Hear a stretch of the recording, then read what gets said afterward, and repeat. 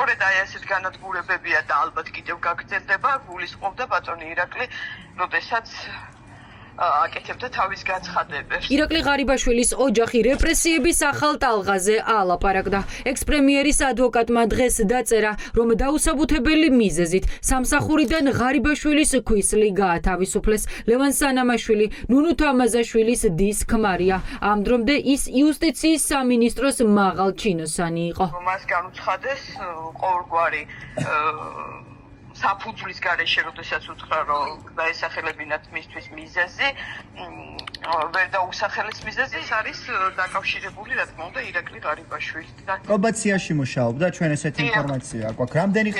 რამდენი ხანი იყო დასაქმებული და რა პოზიცია ჰქონდა, თუ გაქვთ ინფორმაცია? საერთოდ საჯარო სამსახურში რომ არ შემეშალოს 20 წელია საჯარო სამსახურში იყო ეს ახალგაზრდა, ეს აბსოლუტურად არნიშნავს ის, რომ სადმე ირაკლი ღარიბაშვილის გამომუშავდა. ნუნუ თამაზაშვილის და ნათია თამაზაშვილი ახლა ირაკლი ღარიბაშვილის ადვოკატია. მისი კადრები რუსთავის ციხესთან ჩვენ არაერთხელ გადავიღეთ.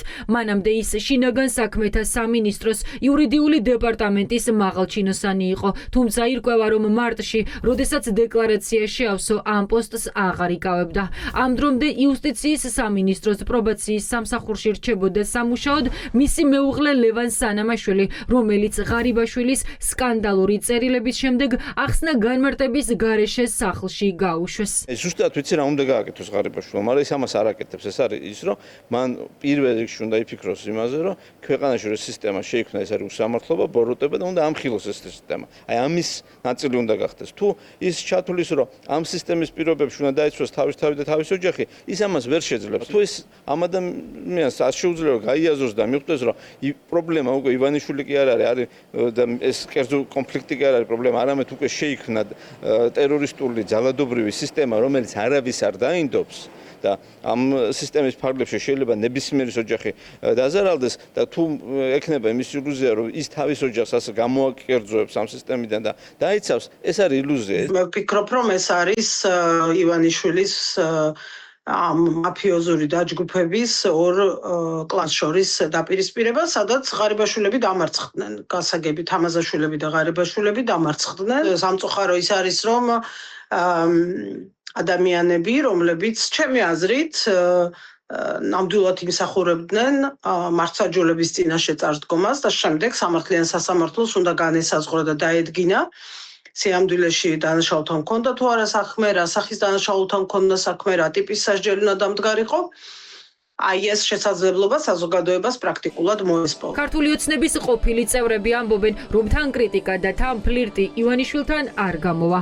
იგივეს ფიქრობს დანარჩენი ოპოზიცია. მათ ღარიბაშვილის ჯახის ივანიშვილთან არ სჯერათ, ვიდრე ექს-პრემიერი კარტებს ბოლომდე არ გახსნის და სისტემას არ ამხელს. უჭირთ დაიჯერონ, რომ დაპირისპირება რეალურია.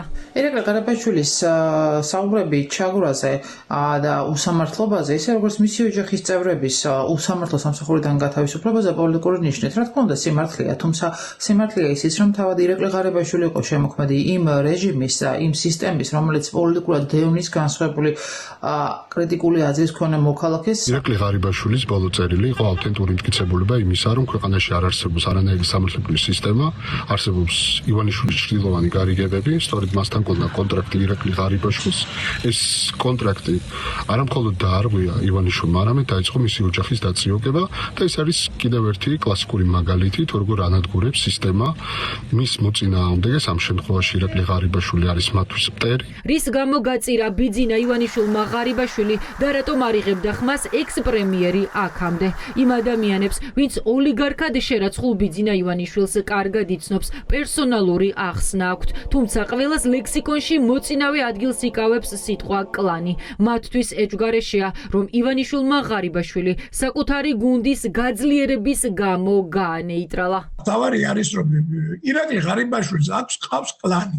ის არის რაღაცა მართავს თავის სამეგობრო სანათესაო და ამიტომ გახდა მისი მოცილება, მან ჩათვალა ბიძინა ივანიშვილმა, რომ ერთხელ დაიწყო ეს და დასაჯა და გაუშვა მან პრემიერობიდან, მეორედ მოიყვანა და ისევ იგივე დაიწყო.